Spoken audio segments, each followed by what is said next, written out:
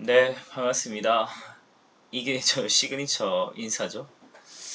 자, 오늘은 영국혁명을 한번 보려고 하는데, 영국혁명은 우리 뭐 간단하게 아주 요약하자면 두 가지 혁명으로 볼 수 있잖아요. 청교도와 명예혁명으로 나눠지는데, 청교도는 두 가지 문서, 청교도와 이제 명예혁명은 두 가지 문서로 나눠볼 수 있겠고, 어떤 이제 정치 체제가 됐는가 이걸 이제 결과적으로 좀 볼 수 있을 것 같습니다. 그러면 네. 시민혁명이라고 하는 건 봤었고, 자, 청교도혁명부터 한번 볼게요. 청교도혁명은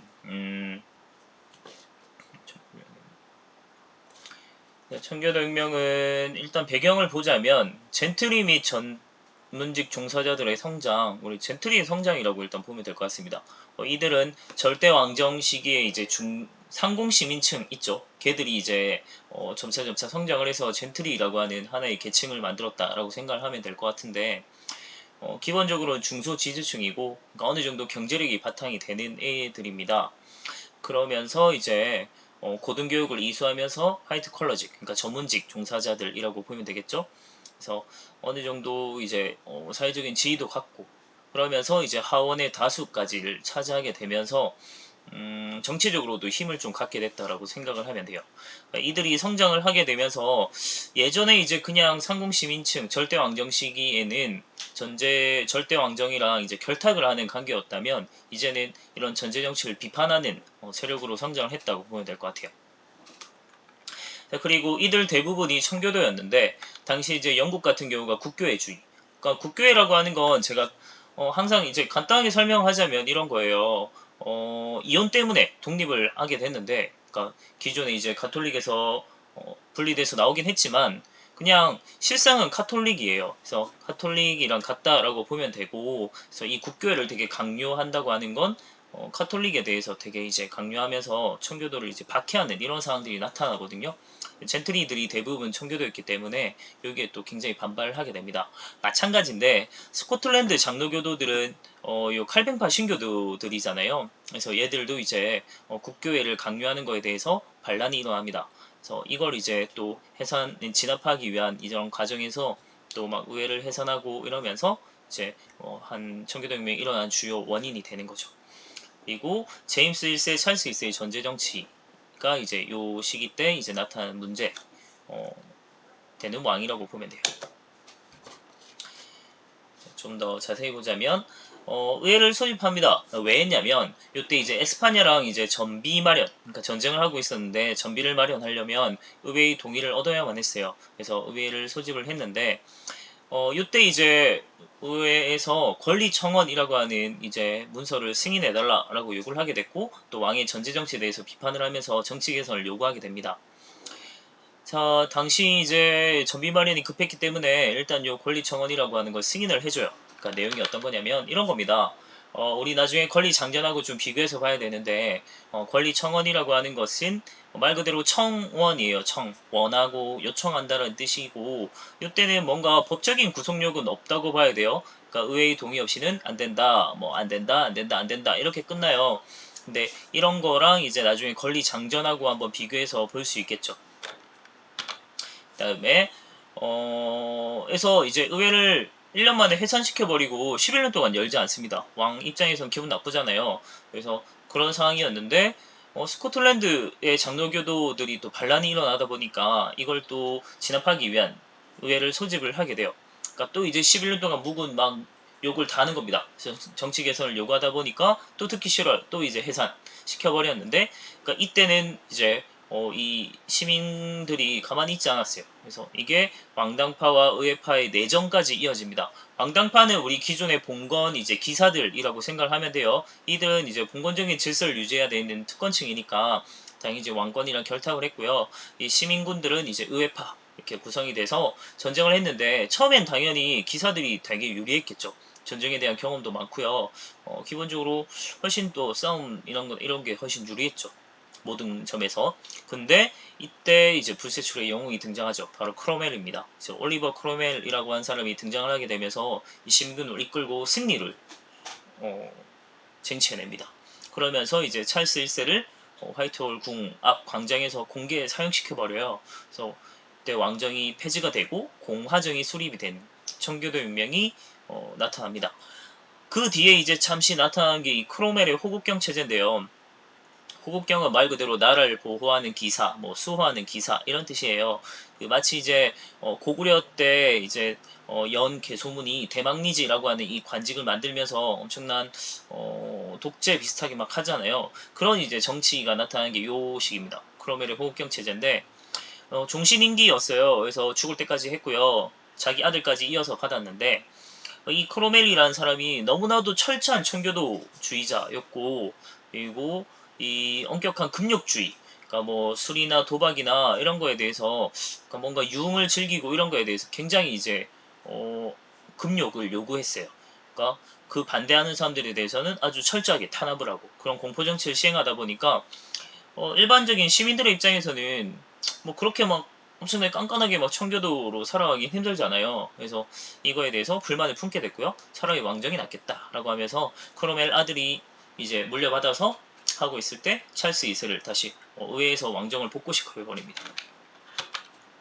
그런 체제가 나타났고요. 그 다음에 이제 명예혁명을 봐야 되는데 이때는 찰스 2세가 이제 편안하게 하다 갔고요. 그다음 제임스 2세가 이제 물려받게 되는데 제임스 2세 같은 경우가 좀 문제가 돼요. 아주 철저한 카톨릭주의자였습니다. 우리 앞서 이제 젠트리라고 하는 계층들, 이제 사회를 이끌어가는 이 시민층이라고 하는 사람들이 대부분 청교도고 신교도들인데 이런 카톨릭주의자가 나타나면서 문제가 되는 거죠. 카톨릭계 인사들을 막 등용을 해요. 그리고 스코틀랜드 진압을 위한 상비군을 모집을 한다든지 이제 되게 이제 카톨릭화 되어가는 이 사항에 대해서 의회가 가만히 두고 보지 않는 거죠. 그래서 제임스 2세를 폐위를 선언합니다. 그리고 당시 이제 신교 국가를 통치하고 있던 제임스 2세의 딸이에요. 그래서 메리 2세와 이제 윌리엄 3세 오렌지공, 오레아니의 공이라고도 하는데 이 사람을 초청을 해가지고 자기들한테 와달라라고 하게 돼요. 그래서 실제로 그래서 이 이제 메리 2세와 윌리엄 3세가 이제 군을 이끌고 런던으로 진격을 하게 되거든요. 근데 그렇게 되니까 제임스 2세가 전쟁 한번 하지 않고 도망가 버립니다. 그러면서 이제 무혈 입성하게 돼요. 피 한 방울 흘리지 않고 성에 들어왔다 이런 뜻입니다. 그래서 공동왕으로 추대가 됐고요. 그래서 이 혁명은 아주 뭐 어찌 보면 간단하죠. 군대 끌고 왔더니 그냥 끝나버렸어요. 그래서 피 한 방울 흘리지 않고 아주 명예롭게 혁명이 성공했다라는 뜻에서 명예혁명이라고 얘기를 합니다. 그리고 이때 이제 의회에서는 또 하나 문서를 탁 내밀죠. 이거 승인해주세요 하면서 권리장전이라고 하는 걸 내밀게 됩니다. 그래서 이 권리장전의 내용을 보게 되면 우리가 이게 입헌군주제라구나 하는 걸 이제 알 수 있거든요. 그래서 왕은 군림하나 통치하지 않는다라고 하는 이런 특징이 나타나게 됩니다. 권리장전의 내용을 책으로 우리 봤었는데 마찬가지로 저도 이제 책으로 한번 보면 제1조, 4조, 6조, 뭐 8조 이런 내용들 제1조, 4조, 6조 이런 내용을 보면 포인트는 이런 거죠. 의회의 동의 없이 뭐뭐뭐 하는 것은 위법이다. 그러니까 국왕이 의회의 승인 없이 뭐뭐뭐 하는 것은 위법이다. 뭐 이런 얘기를 해요. 그러니까 의회의 동의 없이 뭐뭐뭐 하는 것은 위법이다. 계속 이런 식으로 나오는데 권리 청원하고 포인트가 요 차이인 거죠. 권리 청원에서는 그냥 안 된다, 안 된다, 그러면 안 돼요. 이런 수준이었는데, 이제는 권리 장전에서는 국왕일지라도 이렇게 하는 것은 법에 위배된다라고 한다는 거예요. 그러면 이거는 국왕이더라도 법에 따라야 한다라는 뜻에서 군주는 있지만 헌법에 입각해서 헌법에 따라 통치한다는 거예요. 그래서 이걸 입헌군주제라고 합니다. 이게 아직까지도 이어져 오고 있는 거죠. 그래서 엘리자베스 2세가 여전히 살아계신데요. 그래서 이분도 통치를 하진 않잖아요. 수상 총리가 대신하고요. 그냥 명예직이라고 보면 되겠죠.